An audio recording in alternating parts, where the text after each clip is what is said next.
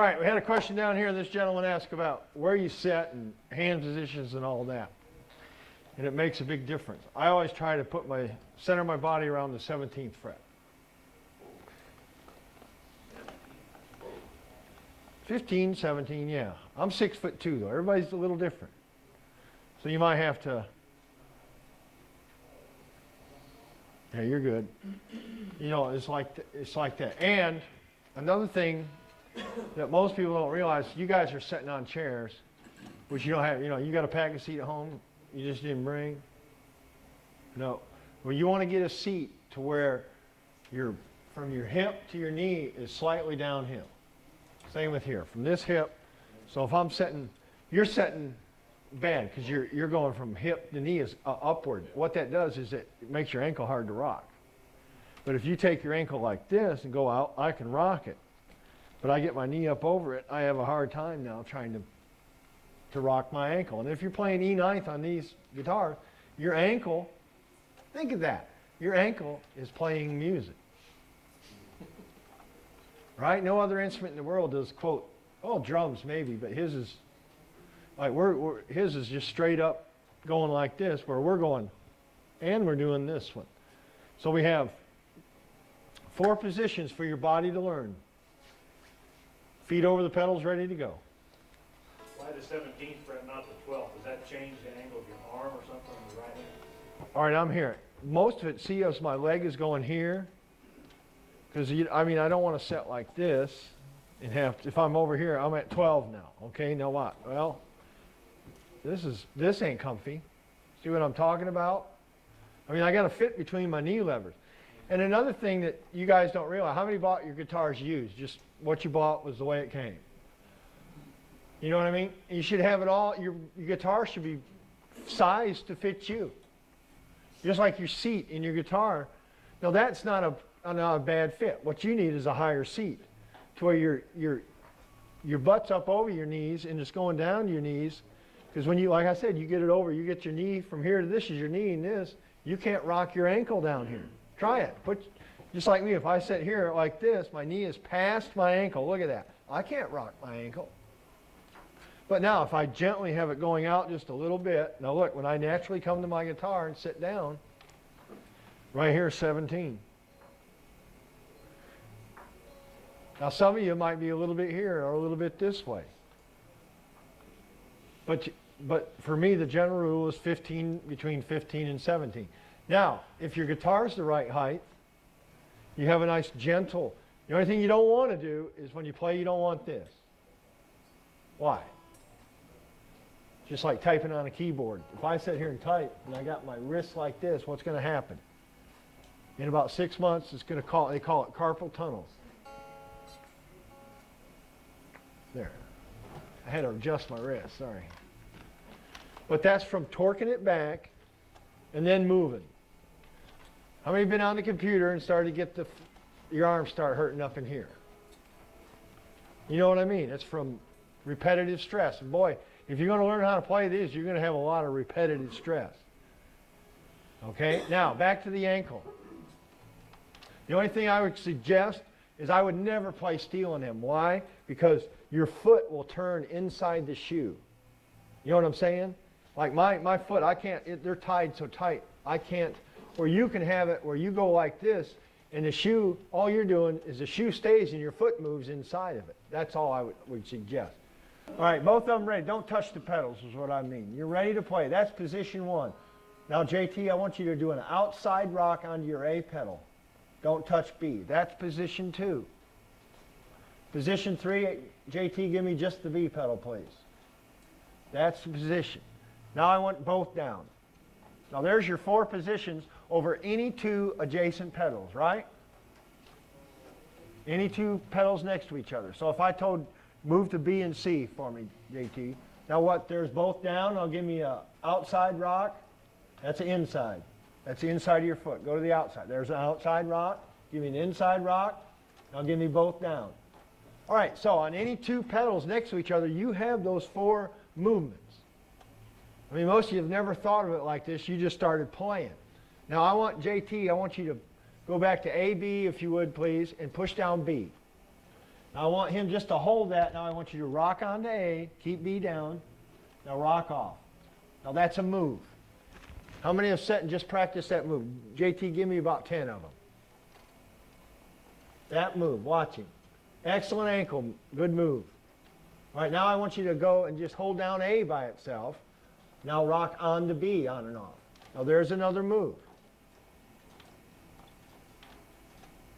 Right?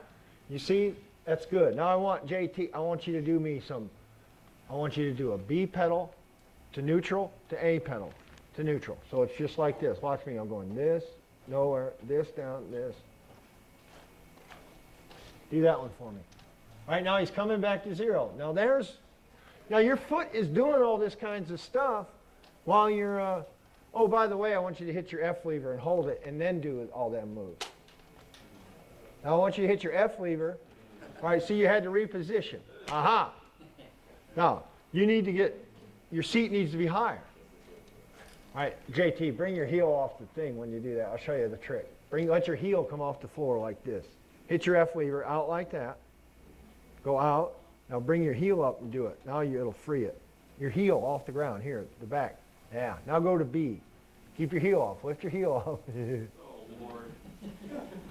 We got you. There you go. Now just B and F. B and F. Do that for me. Let your heel come off the ground. Watch. Hit your out knee lever. It's awkward. Won't go? Watch. If you lift your heel up, look at my heel come off the ground like that. Lift your heel off the ground. Now go out. Now go in. There you go. You just did it. But letting your heel come off the ground, you can make that move. Now all these moves, when you're playing your pedal steel and you're reading, your foot's supposed to be doing all these things. But most of you guys are doing them without even, you've never sat and just thought about your ankle. You just sat down and started trying to do it. Or I'll sit and do this.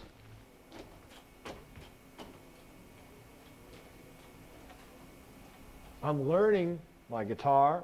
My body's learning these pedals.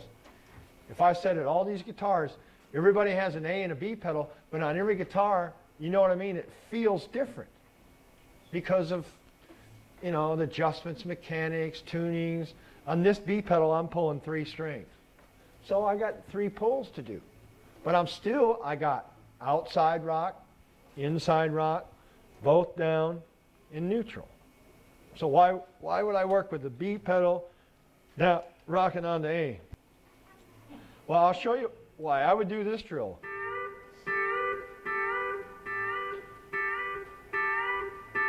I'm holding B.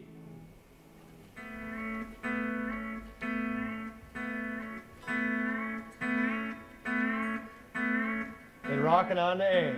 So let's see if I can get a shot of that. Right, there's my pedals. Now what I'm doing is I'm holding B and rocking on A like that. If you would, Gordon. Yes. Now when I'm doing that, I would sit and practice that away from any kind of song. Just, I'll do it at each fret.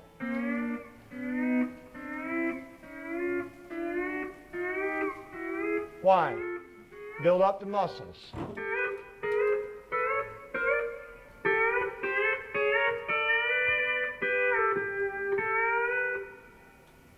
Are we exploiting that?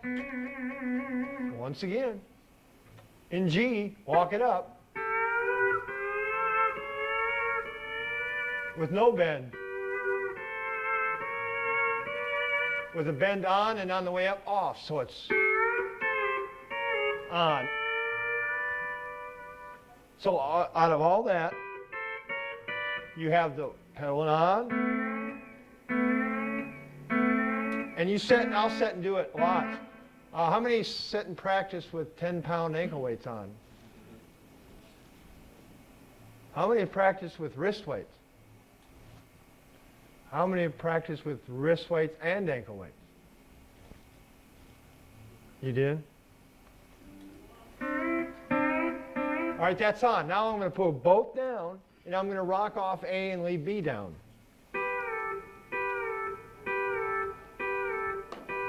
Fast. C, I'm going to go to G. From 8, I'm going up to the 10th fret.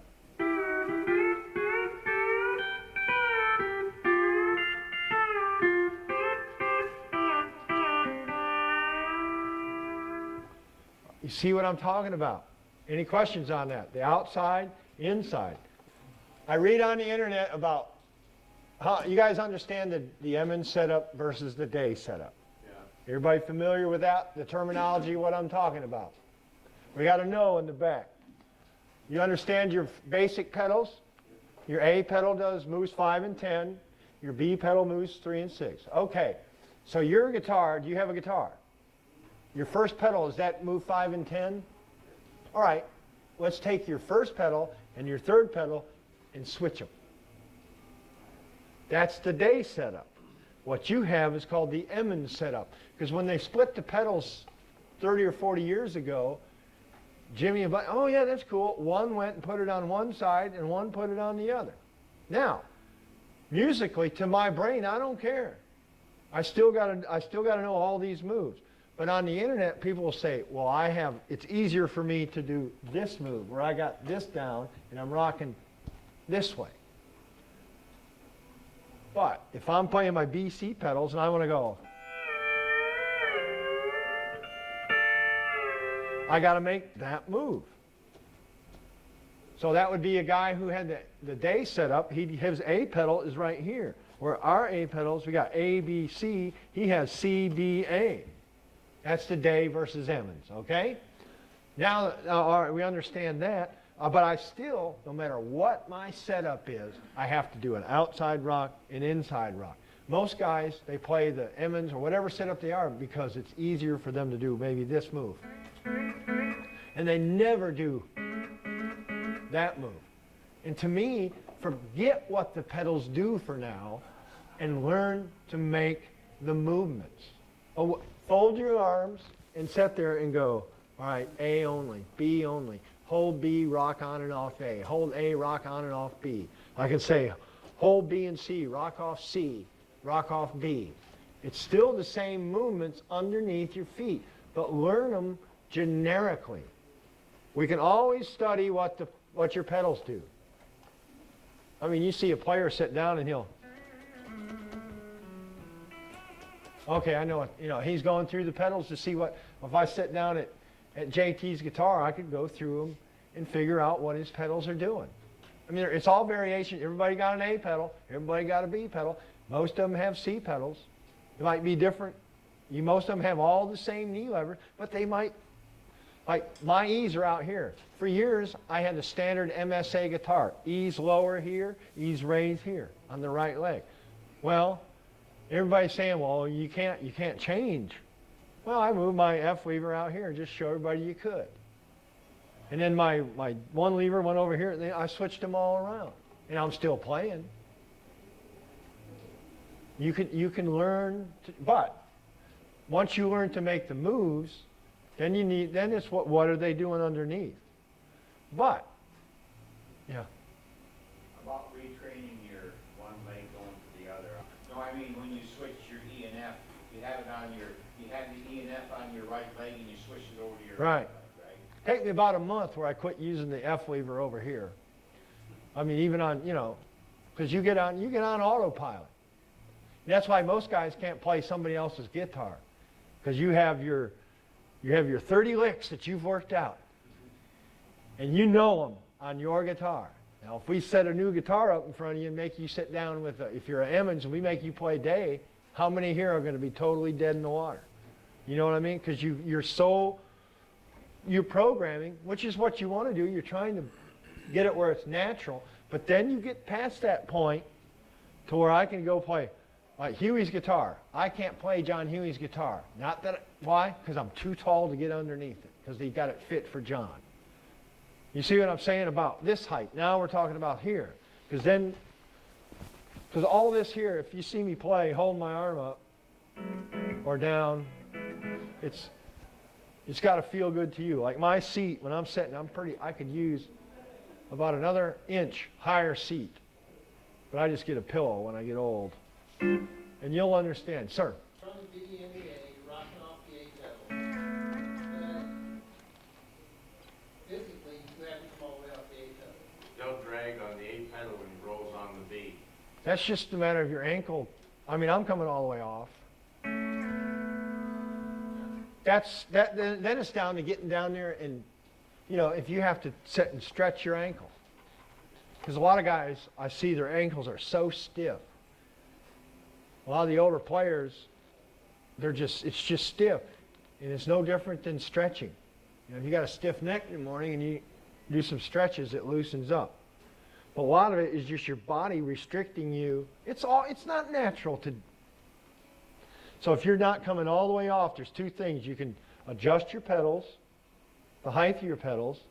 Like if you look, these are pretty level, but I usually would have my A pedal maybe just a hair higher than my B pedal. So that's same thing. But you have to program it.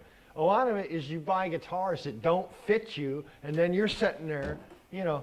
The story that comes to mind when I talk about that, everybody know Jim Vest, the steel guitar player. 350 pounds, 400 pounds. His legs are this wide. His knee levers were like here and here. And this one was out here. Well, I would set in and had his guitar. And I'm 6'2", and I at that time weighed about 150 pounds. My legs were about as thin as they are now. So I could put both my legs between his two knee levers. So literally when I wanted to hit the outside knee lever, I'd have to move over here on the seat to hit it and then come back over here. Somebody sitting in the audience, it was hysterical. And these here, I mean, it was like, I mean, they're that far apart and my legs taking up that much of it. So your guitar needs to fit you height-wise with your seat. You know, if it'll make things so much easier. If it's awkward for you to hit a knee lever, it's like it's too, well, that just feels like it's way too far. Well, you might have to adjust it in. Most of these guitars have adjustments for that. You know, like you need to tweak your guitar so it fits you, sir. What about the levelness? I see some guys with it tipped forward. Should it be level, or is there a preference? Preference for Joe is I want to be able to set my bar at 12 and it sits there. I mean, most of the times, I used to tip my guitar forward. That was when in the 70s and I had 4-inch platform shoes on. Those were the days.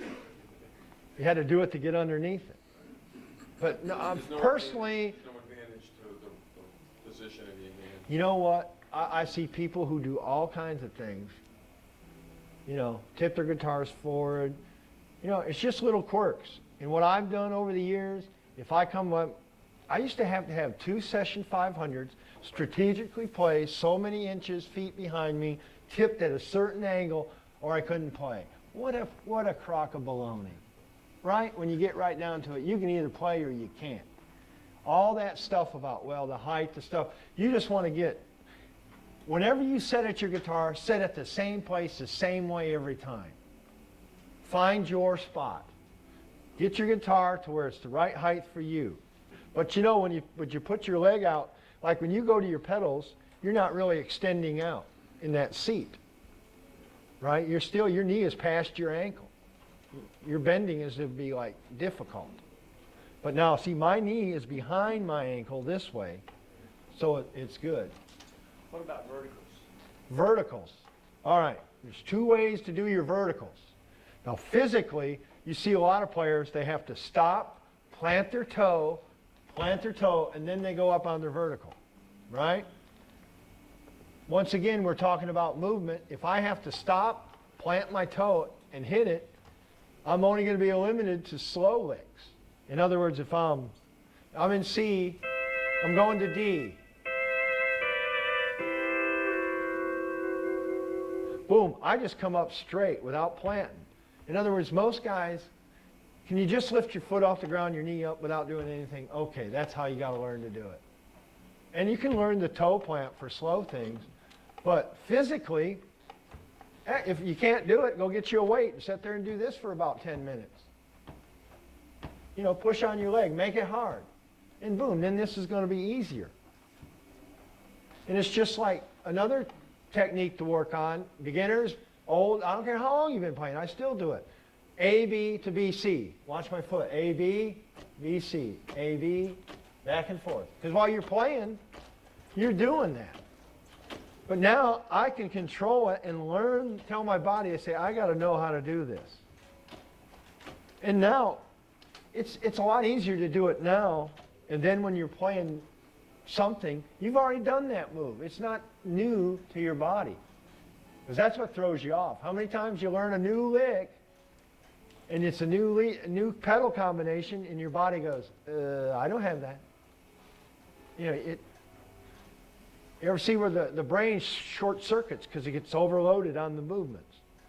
But when you program little bitty moves in that you can do, add the move, add this, pretty soon you're playing these complicated physical movements. Okay? Any more questions on, another thing I do, taking it another level, is adding the knee levers. I mean, whose idea were them? This whole beast, whose idea was this? I'm glad they did it. I had nothing to do with it. I just want you to know all I do is play one. And how many here like to flip their guitar over and work on it? See, all that time you guys were working on it, I was practicing this time. I could fix it good enough to get the paycheck and get home. That's about it. That's all I want to know. How many here would like to build their own guitar? Now you guys fascinate me. It's like, why in the heck would you want to do that? I know you're into the, but if you're going to be a builder or a player, make up your mind. Because each one takes this, I mean, this is a dedication like you've never had. I mean, this is the kind of thing that, breaks up families.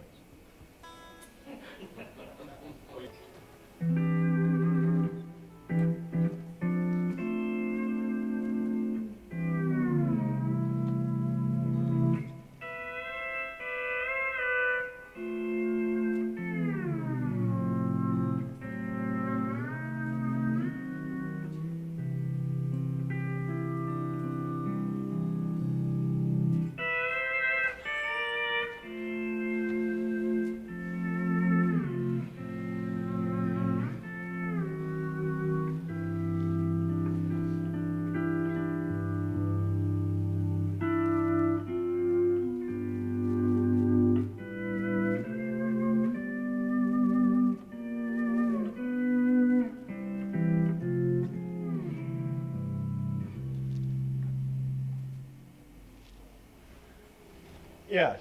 Do you, when you throw your bar, do you like to roll it or just move it? Yes. Wait, either or? Both. Both, okay. Okay. It's sort of like, well, am I supposed to pick hard or pick soft? Yes. I mean, you want to learn all the ways. Now, he's talking about vibrato. Now, if I set the bar here, I'm at the 8th fret, I'll go up higher just so you can see it. Now, if I set the bar, if I do this and I'm just rocking it, it's just rolling back and forth subtly. So let's listen to that. So all I'm doing is just, the bar is literally, is doing this. And then there's vibrato where you actually, I'm actually sliding the bar up and down. For instance, Western swing.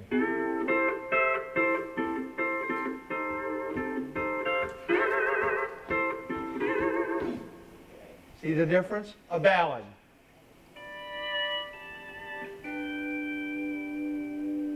And sometimes I'll try to control it. Let's say, I'm not Lisa.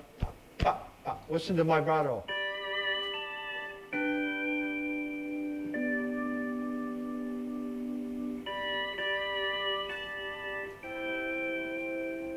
I'm right, hear the vibrato right with the music. But, once again, your body controls that. You have degrees of vibrato from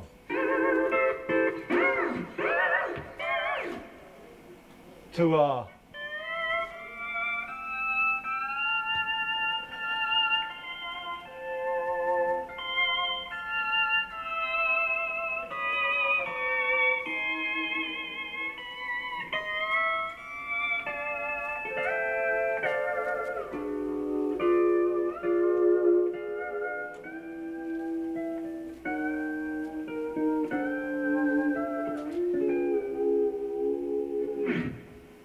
all right, so you want to work on a good little drill I have people do is you start off with your bar and you just slowly rock it back and forth, rock a little faster, a little faster. Now I'm actually moving it, sliding it back and forth. Now I'm fast. Now I'm over the top, muscles control, and I slow it back down to where it's just barely.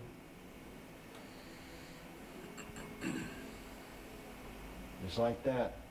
Thumb and middle finger. First finger does the push. On your guitars, you get home, it'll be on the thing. You push, go to each fret and push your bar down into it. And pretty soon your forearm will get tired.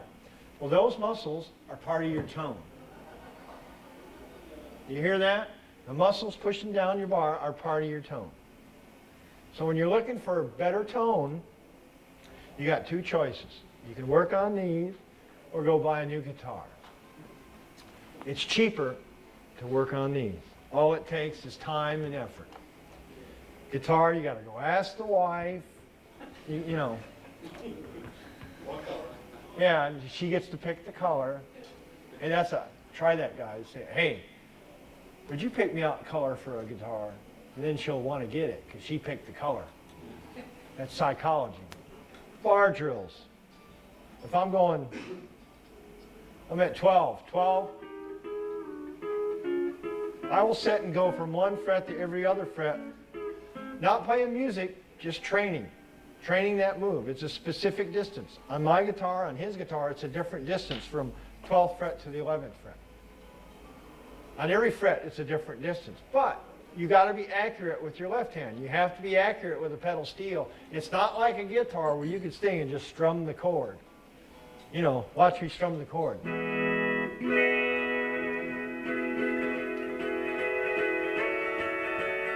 It's not, we don't do that. We're specific. Did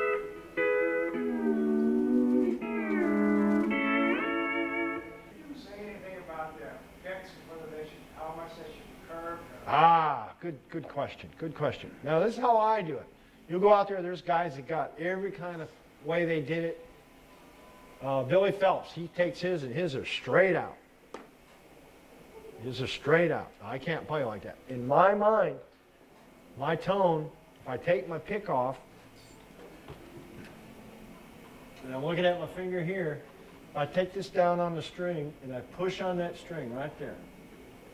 Now if you look, you see that line on my finger? That's my target. So when I put a pick on, I'm targeting that area of my finger, right behind there.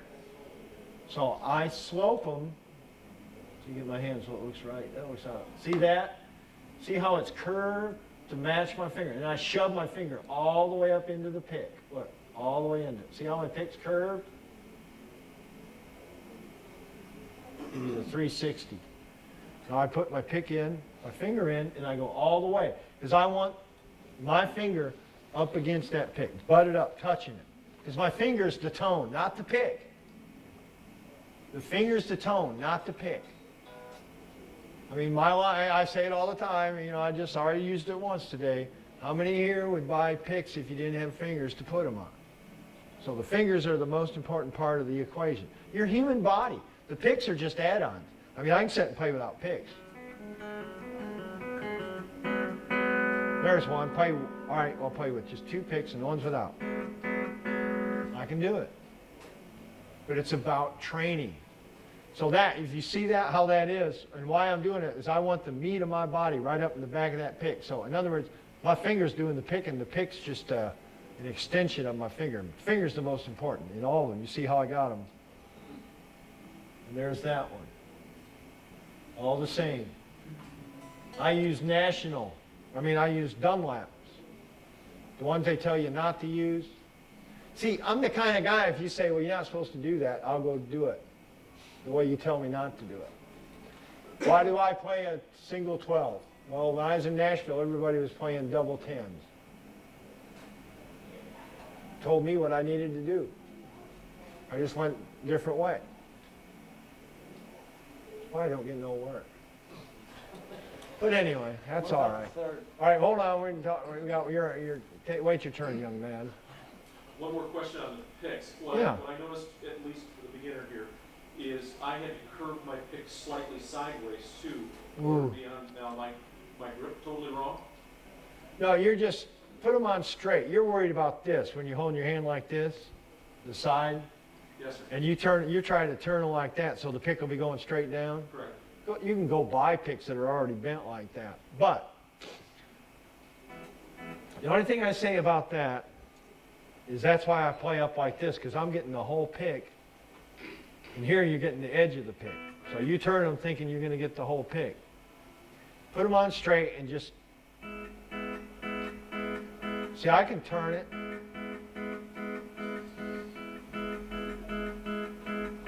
But what I know what you're trying to do. A lot of people go out and buy picks, you know, that come out and are bent like that. They come down and they bend down for you. It's like, it's still about your finger. With your hand up like this, it's more difficult to block with the palm of your hand. I don't block with the palm of my hand. When my hand's up in the air, I don't block with my right hand palm at all. I'm playing like this. Not all, no. I mean, you guys don't even see it. I block with this hand 90% of the time. When my hand's up, I can't, when I hit a chord, I can't do this. I'm here. My bar come up so fast that you didn't even know it. Before, on the way up there, it come up, it popped off the strings. But now, I can...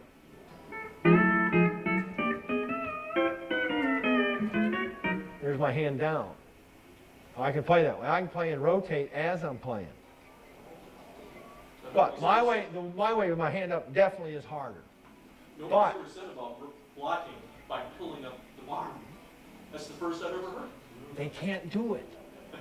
See, They're not going to teach you something they can't do. see, you're not supposed to do Oh, they tell you not to. I've broken all the rules. That's a good rule for it. You're not supposed to do this either. Sorry. You know, I mean, get in a real band. Get in a real band like I did 7 nights a week, and you got some guy coming in with a motorcycle jacket, one eyebrow, and no neck, wanting rock and roll. What do? Oh, I'm sorry, I play the pedal steel, and we just don't rock and roll. You go, yes, sir. You know, he's got, because he's, you know, his Harley's outside. I mean, I just come from a different world. I didn't play in a 12-piece band to start out. Most boring gig I ever had was playing with Charlie Pride, because you had this big band, so you'd sit there.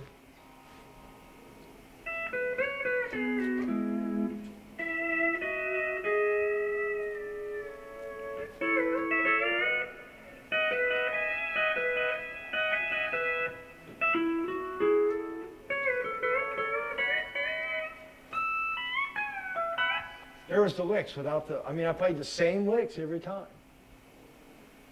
But it's good practice having to play the same thing. But I'm into creating. I'm into creating all this stuff, trying to help you guys.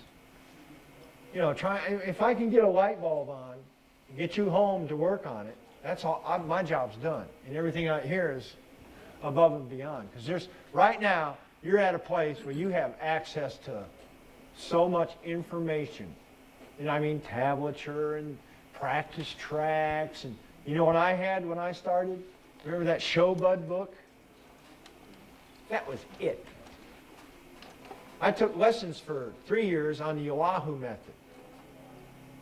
That was Hawaiian guitar, you know.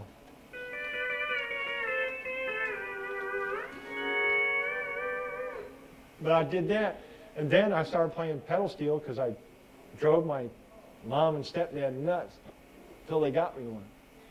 Had to have it. Why? I heard this.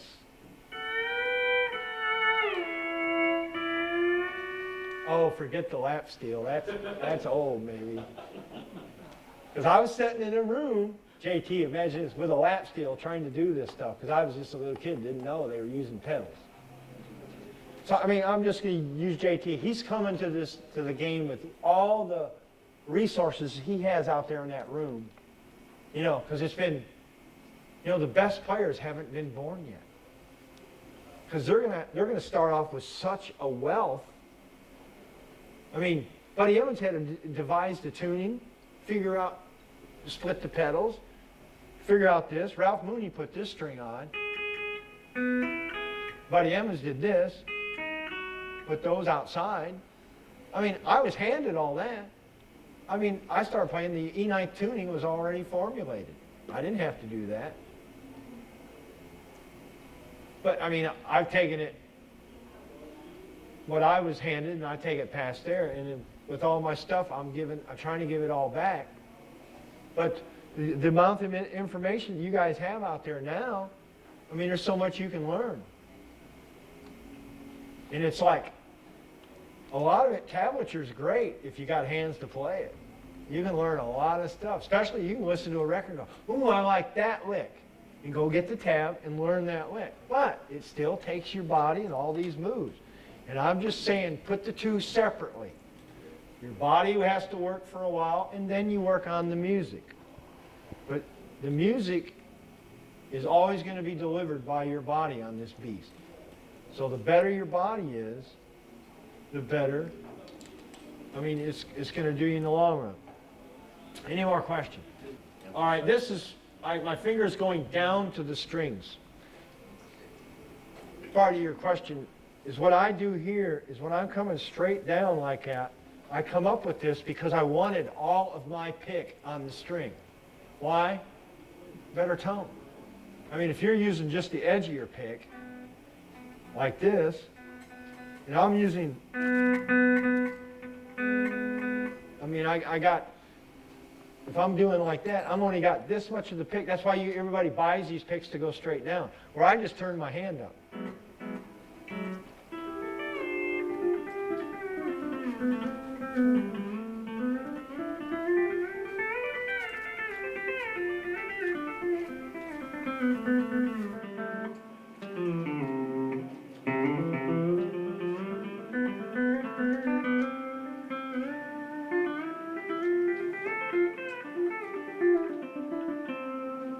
I'm looking up in the sky because I'm looking at that scale chart that I have up there.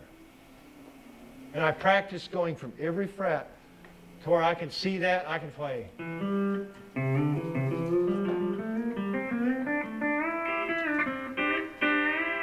But that's why, I mean, I'm more of a straight fingers down. Once again, I do this, why? To get that tone.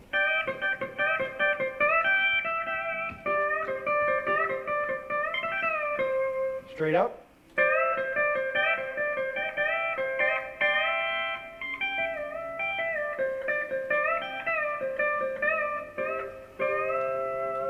No thumb. When you get bored, sit around, take your thumb pick off. Oh, you was asking about the third pick. I just remembered. What do you want to know about it? Why would you wear a third pick? How many notes in a C major 7th chord? 4.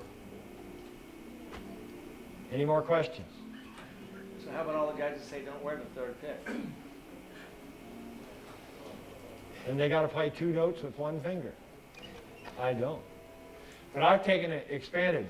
Let's just take my theory of movement. I'll take thumb and a thumb slide. 1 slide, 2 slide. Well, guess what? 3 slide. So I'll play a backward roll, all 4 fingers.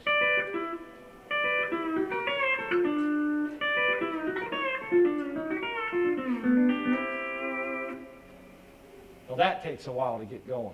Well, oh, that's, Yeah, well, to separate this one, yeah. it's hard to do without making everybody mad. From these 3, you know, because these 2 share the same nerve.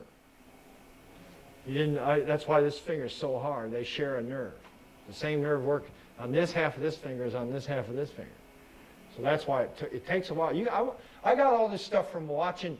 I was watching the Olympics in '84, and then I watched a piano player with no sound, without hearing it. But you were sitting there watching his fingers reaching down and just being able to. He could do any combinations of 2, 1. I was watching that. I just applied that to pedal steel, where I can sit and do 15 things. 1 up,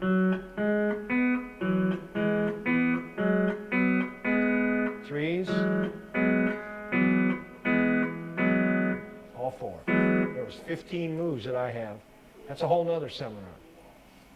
Where my hand is trained, I can pull it up. I'm on 5, 6, 7, 8.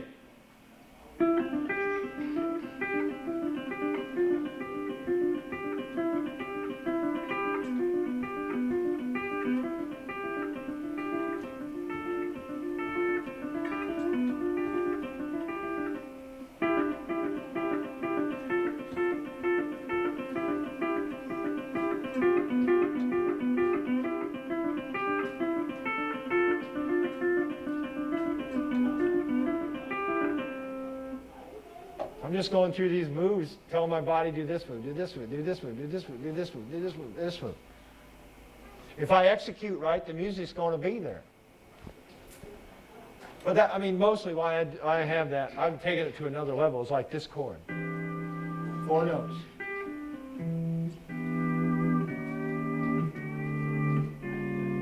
Now, how would I do that with 3 fingers? I can't. Does that affect your palm blocking then, or do you actually use palm blocking? The only thing it affects is if you look right here, all my fingers, if I'm up like this, notice how each finger, if you're looking at me, has its own track to move. This one don't get in the way of that one. First thing he did when he sat down is he did this, and your thumb had nowhere to pick, did it? Because it was hitting, you're already up against that finger. But now if I put my thumb like this, I got somewhere to go. First finger's got somewhere to go. Now, when you're talking about palm, when I come like this tends to bunch them up. But still, you got to learn to get them to where they're all have their own place to move. There's a lot of guys, you'll see them, they'll be like, you know, they're having a hard time. The fact is I'm 6'2" and I have really long limbs, long fingers, so I can get away with certain things. Everybody's hand's a little different. So you might have to, you can still play like this. However, your hands are different. I mean, you went right to that shape naturally, right there. When you put your fingers up like that. Because I told y'all to put your hands flat on the table and just pull your fingers up like that. Boom, you're ready to play. Now see how your thumb, you got to open up your thumb. So that's how your hand should look, more like that. But you see what I'm talking about. Because now your thumb's got its own path, and it can give the string a stroke, rather than all you were doing was scratching at it. I was. And You weren't. I wear a groove into all my thumb picks too. Same one for, well, you got those that are made to fall apart. They do. I get a pink one. Ernie Ball, pink one. I had this one since, I used to have another Ernie Ball pink one, and my mom's cat stole it. Oh, I left, I went to bed one night, took my picks off like this, come back, and that pink thumb pick was gone. I haven't found it since. But then I went and got another one. And if you look at my thumb pick, or if we got a shot there, see how I cut it off? Yeah. Because the back of this thumb right here, here's my block. Watch this. Pick, a block. The back of my thumb right here takes that out. Now, if my thumb pick's high, I'm way up here because of my picks. I mean, if I'm doing this, I have to make an extra move. That's why people are doing this all the time. A lot of people play like this because then because they're scared.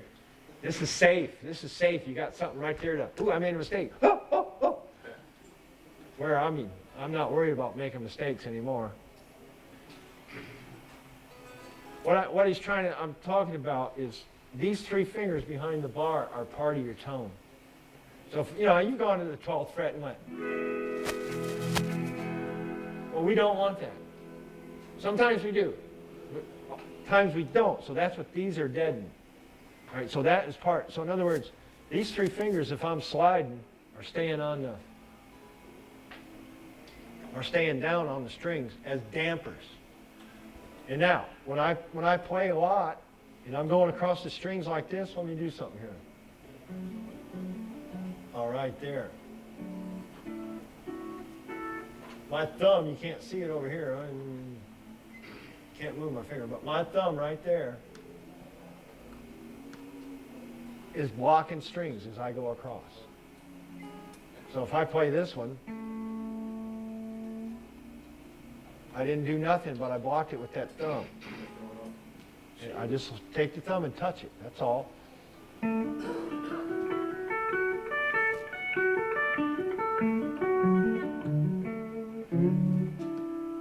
So if I'm jumping, so let's say I'm going.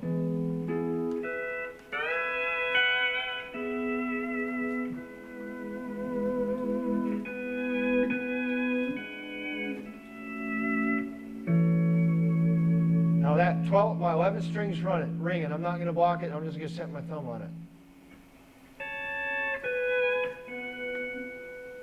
It's right there.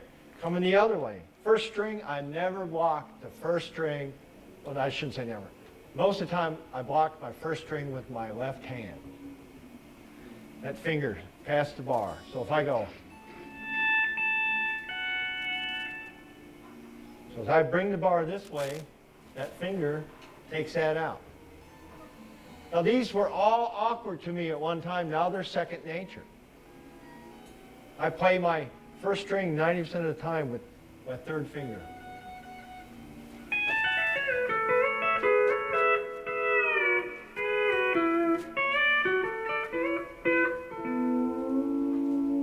Backward roll. What song was that? You know what it is.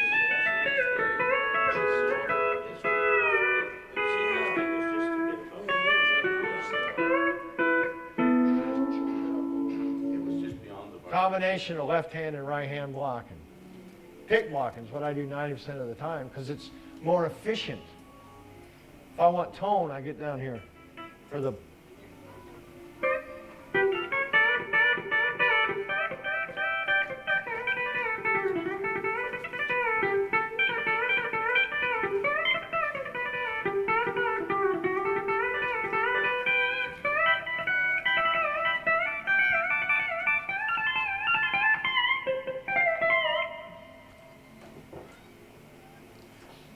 Which is, you heard the difference in tone when I dropped down and, yeah, percussive sound, you can't get it pick blocking. Pick blocking is ultra clean.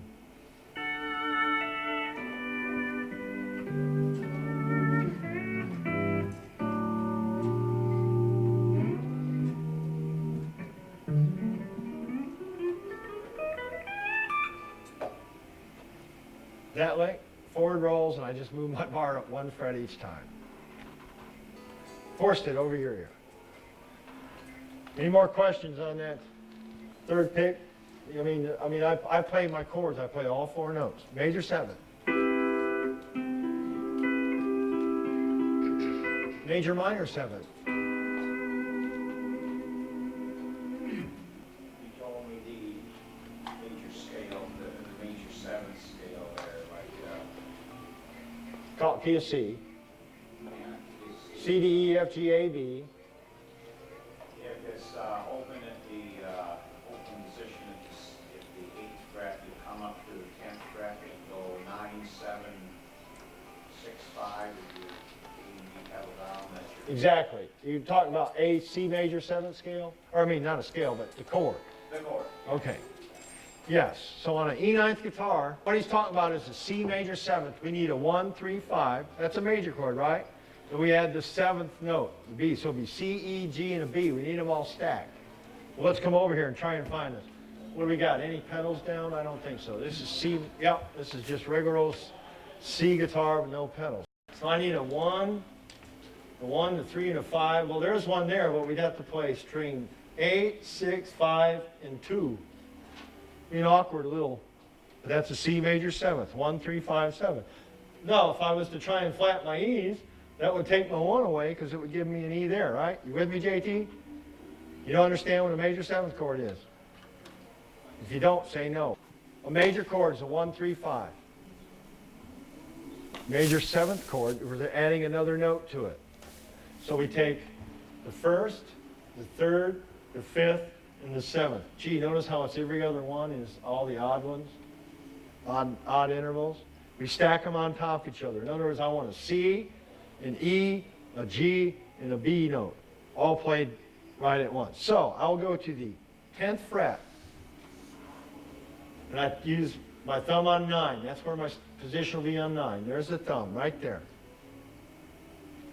Now I need a 3, 1 and a 3. Well, gee, there's one naturally in there. So if I use string 9 and 7, everybody with me? 1, 3. Now how would I get that 5? I want that 5 lined up over my bar. My bar is at the 10th fret. How would I get that 5 on string 6 back here? The B pedal, right? Goes up, gets it, and brings it back. So there's a 1, 3, 5. Now if I told it, wait a minute, I want the 7. How would I get this 7 on string 5? All right. I would push the A pedal. So let me go to Excel.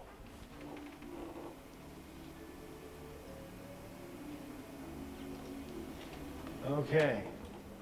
Oh, we're back in Excel. Let me change the type of scale here. Hold on. We're working in a major scale, so I can't have a flat 7. I want a regular 7. So I switch it back to major 7. Now I'm going to go tell this thing, push pedals A and B down. On my spreadsheet, in that cell, I put a 1. That's, boom, that pushed A. And this, I'm in P2. Right now, this is pushing both A and B. So I slide that back in our window, in there. Now look at the 10th fret. Do we have 1, 3, 5, and 7 lined up now?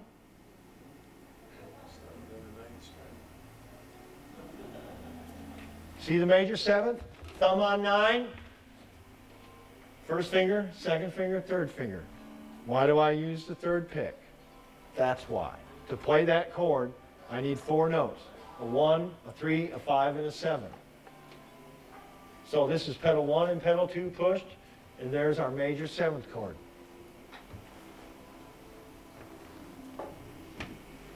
How many here were the third pick? We got one in the back. Put it on. You'll get used to it. How many were used to your picks the very second you put them on? Are you suggesting we try 3 picks? No? That's pretty major, isn't it? No, I'm telling you, if you start using it, yeah. The best guitar to start off with was Eddie Elhuyer's A-harp. You had to wear 3 picks and a thumb pick. Yeah. Finger picks. And that was real specific as about what strings. If you ever look at that tuning, it was one of those where you had to skip 2 here, skip there. But I trained my hands to do all that. I mean, I have, when we talk about pick grips, if I got 10 strings, just for instance, I can go play 3 adjacent strings, can't I? This is on that DVD I handed you too. I can go here and skip that one. That's a pick grip, isn't it?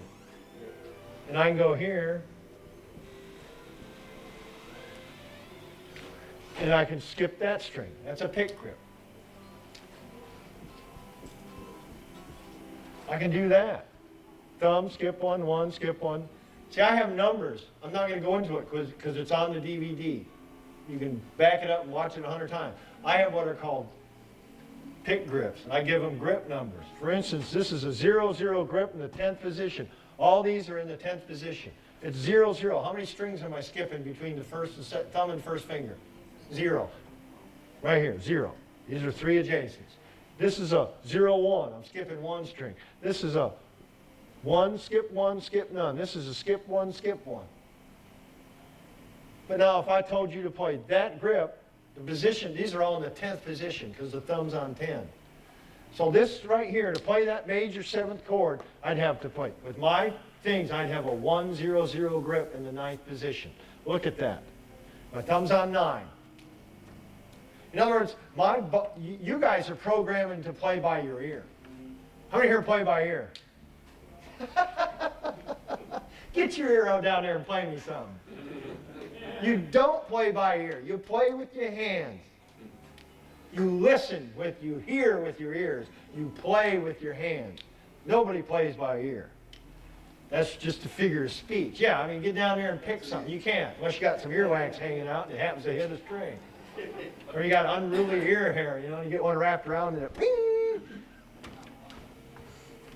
You better understand that grip. Skip 1, skip none. So I got thumb, 1, 2, 3. I got a 1, 3, 5, 7. And you heard me play it over there. It's beautiful. It's a major 7th chord. Now, if I had that right there, 1, 3, 5, 7, and I wanted to play a dominant 7th chord without moving my bar, what could I do? What's a dominant 7th chord? It would have to have a 7 flat. Well, that would be right now, that'd be that note right there. How would I get that? You half pedal A. I got a 1, 3, 5, 7 flat. Now I got a 7th chord right there at the 9th fret, C7. I mean at the 10th fret, starting on the 9th string. How many knew you had that chord at the 10th fret? Because you guys are all worried about fret 3, C. Let's talk C. Well, it's 3, 8, 11, right? No, C is from here to here. Look. There it is, all over the place. I mean, I can make up licks with, if you know you can do a thumb slide. How many places can you do a thumb slide on this? Oh, thumb slide, thumb slide, thumb, slide, 1, 2, thumbs, or 2, slide, 1, thumb. I mean, I can go for days and make up licks. That's what they're doing when they're doing all that speed picking. He was asking right there, the gentleman, Germany, is it? Sprechen Sie Deutsch? That's all I know. So, Come on, you learn it. oh, you do, and you clean it up.